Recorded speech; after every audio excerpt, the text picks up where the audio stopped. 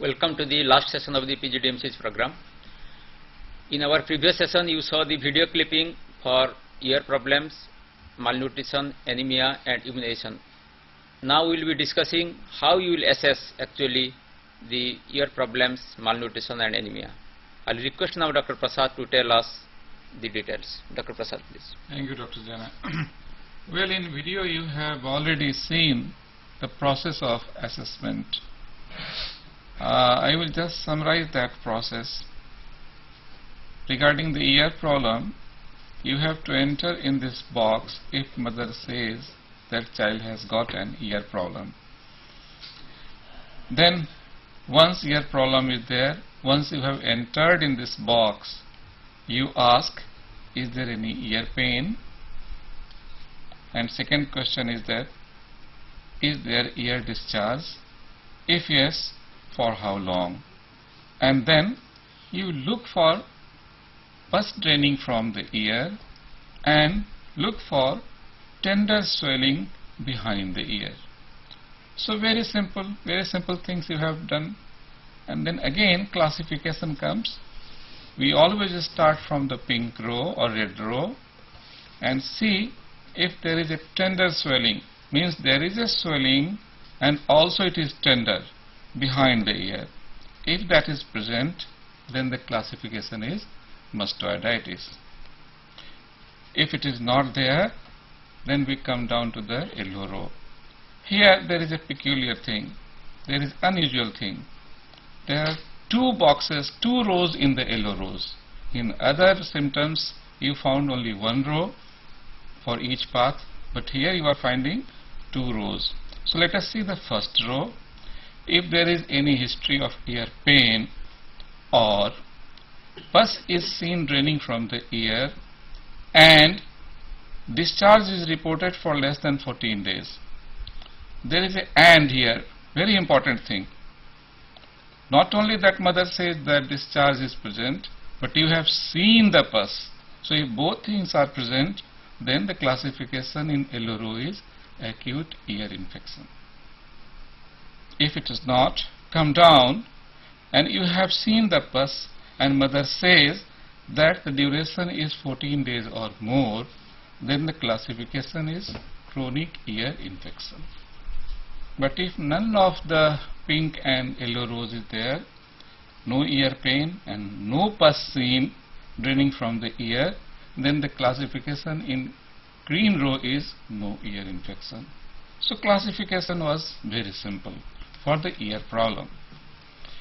Now we next move over to the check for malnutrition, and you know the word check is there. So this is a compulsory box and you have to do very simple things here.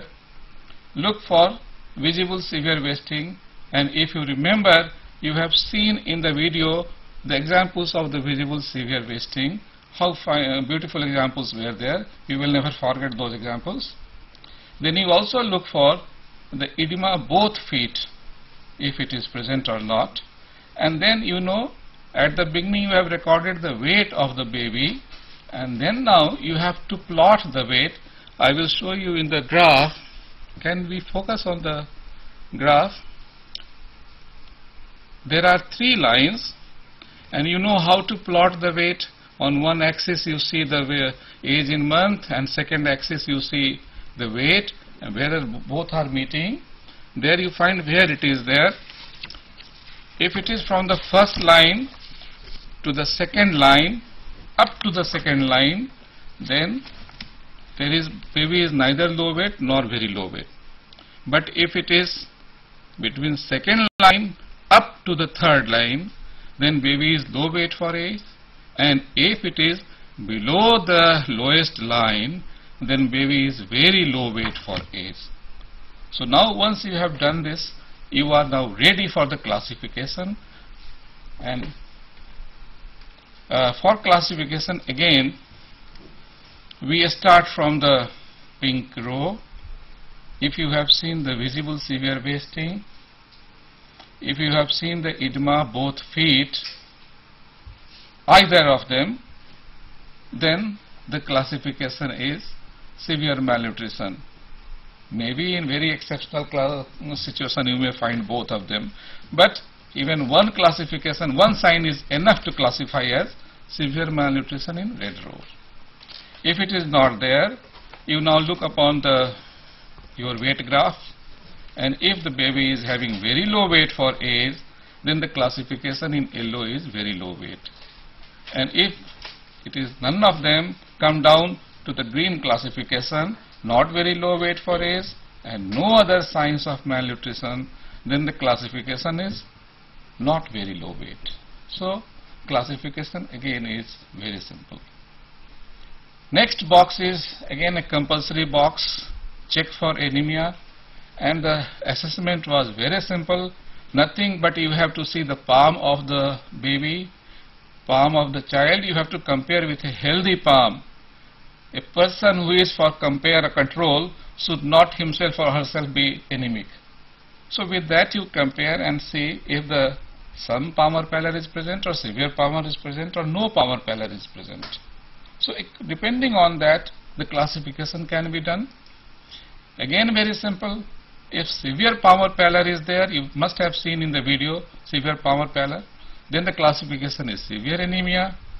And if severe palmar pallor is not there, come down and look for the yellow row.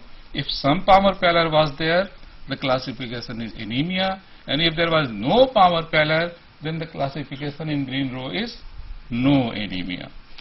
So that completes the assessment for ear problem, malnutrition and anemia. Over to Dr. Jain. Yeah, thank you, Dr. Prasad. Now, students, you have already seen that how we should classify a child 2 months to 5 years for different signs and symptoms. Now we will see that after we classify the child, the next step is to identify the treatment. Now, how to pick up the classification and the treatment from the chart book? Let us see, and Dr. Ramji will tell us how to identify the treatment. Dr. Thank you, Dr. Jaina. Just before I proceed, there's a little small component I think that needs to be completed. As we did for the young infant, remember that we have to assess for immunization status of this child, and as Dr. Chelani I think had pointed out when he was discussing fever, there is something called assess other problems which come. So the full assessment gets completed, and here we have seen that there are actually 3 mandatory areas. One is the general danger sign, which is a mandatory box. We have malnutrition, and we have anemia. And of course you look for immunization, which is all mandatory. And then we have 4 optional boxes, which are for the cough, for diarrhea, for fever, and for the ear problems. Now once we have assessed, classified, if you look at the last column in the chart, you have something called treatment, which is the identified treatment. Against each particular box you will find whether it's a red or whether it's yellow or whether it's the green, there will be a list of specific interventions that you have to carry out. And if you recollect, when we discussed the first case in the beginning of this teleconferencing session, which was on the young infant, I had made a point that if you have a child in the red box, all treatments are given in bold, all pre-referral treatments. And I also said that if such a child has other classifications, say in the yellow or the green box, look for any bold identified treatments within those boxes, and if they are present, then they too have to be given as pre-referral treatments to this child. We will of course not be carrying out any of the pre-referral treatment which are not in bold for a child who requires referral. And obviously, as a child who needs referral, besides the pre-referral treatment, it also requires the writing up of a referral sheet, which we showed you in the first case. Now, if you have a child with a yellow classification, there are specific treatments given. These could be in the form of antibiotics, it could be in the form of antimalarials, it could be maybe an antipyretic. These treatments need to be carried out by the mother at home.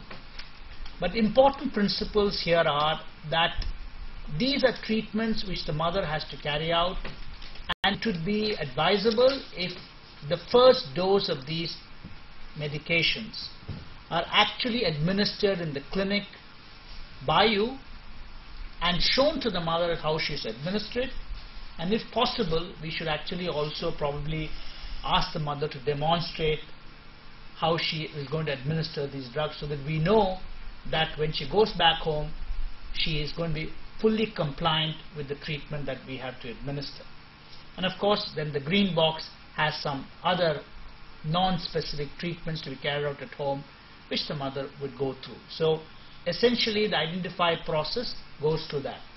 Now the identified column doesn't give you all the details of how each specific medication has been given. For example, it doesn't tell you what the dosage for an antibiotic would be, or the dosage for an antipyretic would be, or for an antimalarial. Now in the chart book the details are given. For instance, all red pre-identified treatments you will find are, has a red box around it. You see it has got a red border, and within it you will find the details. So as you flip through, it's very easy that you have a red classification, you need the details, just flip through wherever the red borders appear and look into that to identify it could be an antibiotic or an antimalarial. Now if you have a yellow classification, similarly you'd find there's a yellow bordering to that, and within that would be the specific treatment, and if it's a green pre-identified treatment, then you see it has a green border to it, and so it makes it very easy for you to identify the details of administration of each of the specific treatments which you found out earlier. Few other principles that I think we just need to reiterate. I'm sure to discuss the last time, young infant. When you identify a number of treatments, remember some of them are going to be the same. For instance, a child with pneumonia and a child with a near discharge who has been classified to have acute otitis, both have probably the same drug to be given, an antibiotic. And so you're not going to repeat them again and again. So remember, these are going to be administered only once. So identified treatments, we tend to replicate itself. You delete out the additional ones and choose only one of them, and that is the way the treatments would be identified. It's also important that when you have a list of identified treatments which you have found, you may find that about 7 or 8 or maybe even 9 sometimes.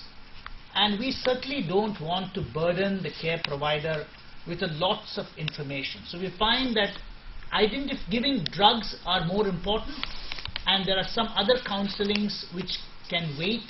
Then it is preferred that you only concentrate on the ones that are critical, like administering medications, an antimalarial or antibiotic right there and then, and things like nutritional advice could wait for the next visit when the mother is expected to come a few days later, and when the child is improving, then you could probably talk about those things at the next visit.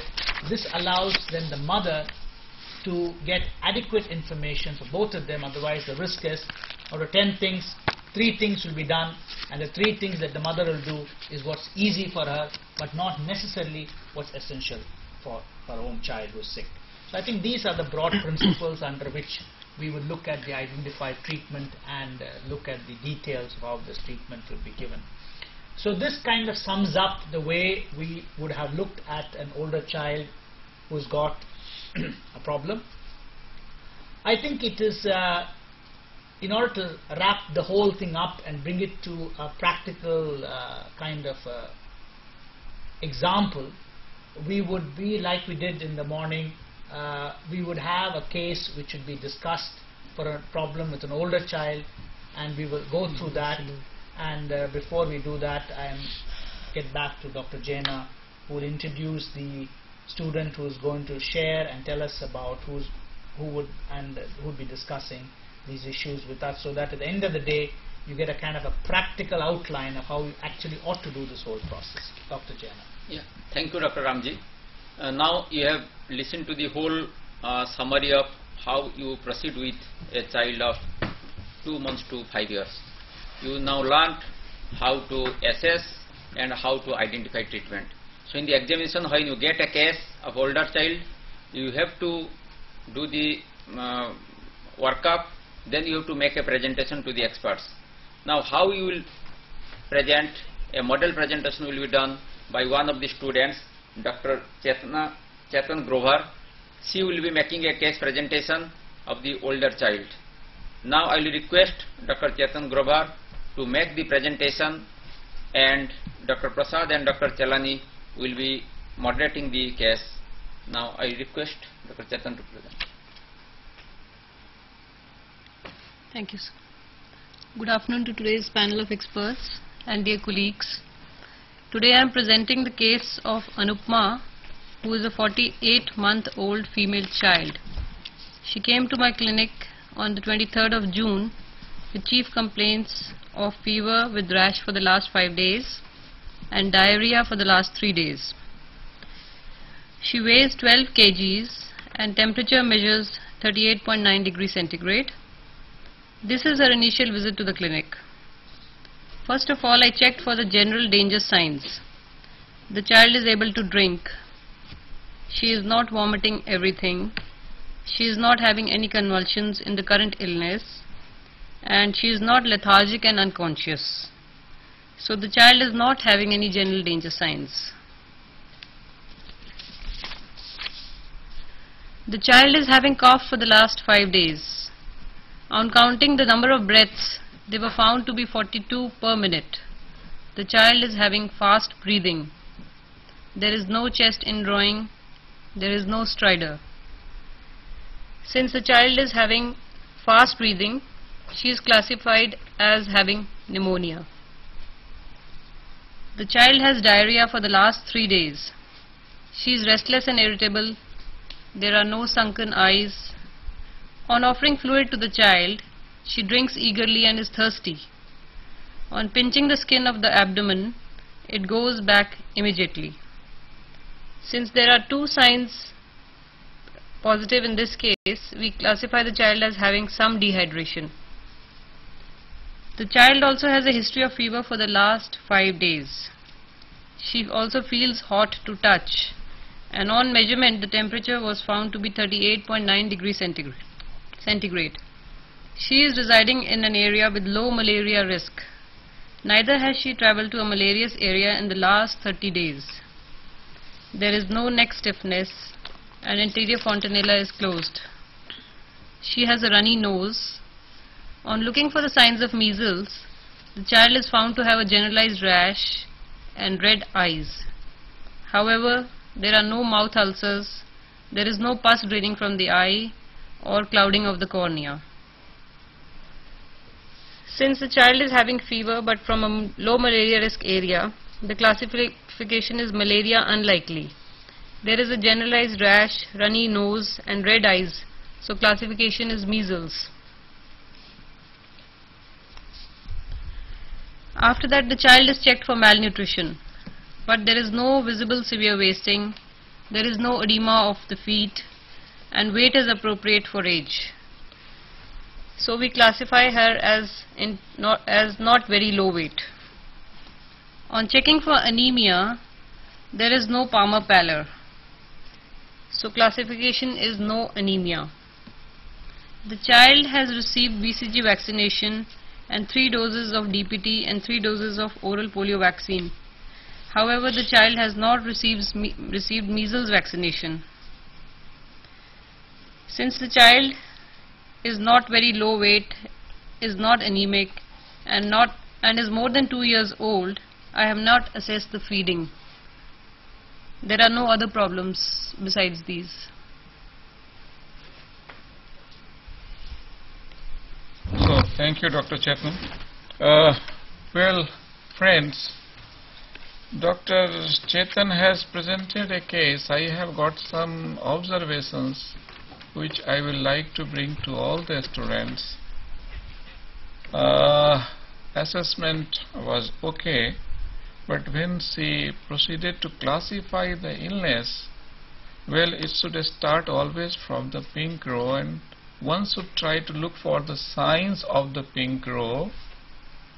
If it is not there, then come to the yellow and then to come to the green. So instead of directly classifying by memory is not advisable. You must keep your chart booklet in front of you and try to see for the sign first in the pink, then in the yellow, and then in the green row. So like for cough for 5 days, it is present, cough and difficult breathing. She should have said that general danger signs are not present, chest in drawing is not present, stridor is not present, so there are no signs for the pink row. Coming to the yellow row, the child has got the fast breathing, so the classification is pneumonia. Dr. Chetan, do you realize this thing? So again, coming to the diarrhea person also, one must look for the signs of severe dehydration first, and if signs are not present, then say that there are no signs. So now I proceed to the yellow row, and I find that there are 2 signs present, which is minimum requirement. So the classification is some dehydration. So this is the way how we proceed to classify. Dr. Chilani, you want to add anything? Yeah. Nice, Chetan, you had covered, but can you tell us that why did you miss the feeding box actually, the last feeding box, the assessment of the feeding box? On looking at the growth chart, I found that the child was not very low weight. Okay. The weight is appropriate for the age, for that age, and there is no visible severe wasting, there is no edema of the feet. Okay. The child is aged more than 2 years old, and she is not anemic. So there was no requirement for assessment of feeding. Assessment of the feeding is rightly done when the baby is having low weight for age or anemic or is less than 2 years of age. Okay. Now we'll go further actually. How will you now identify the treatment or treatment of this child? Can you can we just see that on the chart also? Since the child is classified into having pneumonia, the treatment identified is tablet cotramoxazole for 5 days. We give a safe remedy for cough. We advise the mother when to return immediately and follow up in 2 days. To take care of some dehydration, the treatment that is identified is food and fluid according to plan B, and follow up in 5 days if the child is not improving. As far as the fever is concerned, fever, malaria unlikely. We give 1 dose of paracetamol in the clinic for the high fever, and we give 3 additional doses for home. Follow up in 2 days if the fever persists, and if fever persists more than 7 days, we refer for assessment. For the measles, we give vitamin A. We advise the mother when to return immediately. If the child, and we give prophylactic iron folic acid is advised for 14 days. We counsel the mother on feeding according to the food box on counsel the mother chart. These are the treatments that are identified. Okay. Now if we see actually the list is quite big as in the identification of the treatment. So Dr. Chetan, can you try to focus on the important thing which the baby is to be given, because here, as Dr. Siddharth Ramji also in the previous discussion says, that do some treatment which is, and what is important for this particular case. If we see in the identify, there is a whole big list of the treatment. So can you tell us what are the things which are most important has to be done first, and then what are the advice to be given later to the, yeah. The advice that is to be followed in order of priority is tablet cotramoxazole pediatric tablet, 1 tablet twice a day for 5 days. Then we give 100 milligram paracetamol tablet. Before that, anything else is to be done in this particular case? Like this child is... We take care of the dehydration. Yes. Yeah. So, because that is a That is is it a facility based care or it is a care at home to be provided? First of all, we try to keep the child under observation for 4 hours in our clinic, Okay. and according to the weight of the child, 900 ml of oral rehydration solution is to be given in a period of 4 hours, and the child is to be reassessed at the end of 4 So hours. can you tell us how did you arrive at a figure of 900? Because this you said the plan B is to be given at the health facility. So how did you come to this figure of 900? We multiply the weight of the child by 75, Okay. and that is we dissolve 1 packet of ORS solution in 1 liter of water, Okay. and that solution we give to the child in a period of 4 hours. Since the weight is 12 kg, we multiply by 75 and it comes to 900 ml, Okay. and then reassess the child after 4 hours. And then for the home treatment, plan A is to be followed.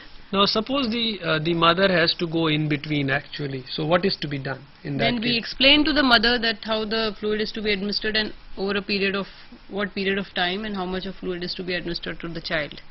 Okay. And can you tell us how she is going to make the fluids? Yes, we tell her that she has to dissolve the contents of the packet into 1 liter of water, potable drinking water, Okay. and keep the solution can be used for a period of 24 hours. It has to be discarded the next day, and the child has to be given that solution. But since the child is having some dehydration, this 900 ml is to be administered in the next 4 hours. So friends, the mother has to be explained that if suppose the baby has consumed 500 ml and the mother is going home before 4 hours, then that remaining 400 ml is to be given at home, and she also needs to be explained how to make the ORS at home, because she will be carrying extra 2 packets with her to give it in the next period, next 2 days also. So coming back to the prioritization of the advice which we were talking about. So we have given the treatment for the diarrhea, some dehydration, that is plan B. So you were mentioning something about the antibiotics in this child actually. To complete this oral rehydration, we advise the mother to give 200 ml of ORS solution after every loose stool. Okay. That is according to plan A, if the child can go home after that. Then we give 1 dose of paracetamol, that is 100 milligrams in the clinic, and we give 3 doses for home treatment at intervals of 6 hours each. Right. We also administer syrup vitamin A 2 lakh international units stat, since the child is having measles. Okay. We can give a safe home remedy for cough like honey and some ginger juice, which can be given twice or thrice a day. The iron and folic acid treatment is deferred as the child is having active infection, and it can be given later on when the child visits the clinic subsequently. Okay. We also tell the mother when to return immediately. That is, if the child gets sicker, or there is blood in the stools, or the child drinks poorly. In these situations, she is supposed to come back immediately. So out of this, suppose I have to choose 3 or 4 things to be explained to the mother at the time of discharge. What will you do it? First of all, the administration of the antibiotic and paracetamol along with the ORS solution, these are the 3 important things. Okay. And when to return immediately. These things have to be explained to the mother. Yes, right. I think it's very important, viewers, that we must explain the mother how to give the ORS at home and how much is to be given. The antibiotics, even if the baby is well after 2 days, the antibiotics is to be completed for full 5 days. And similarly, we have to explain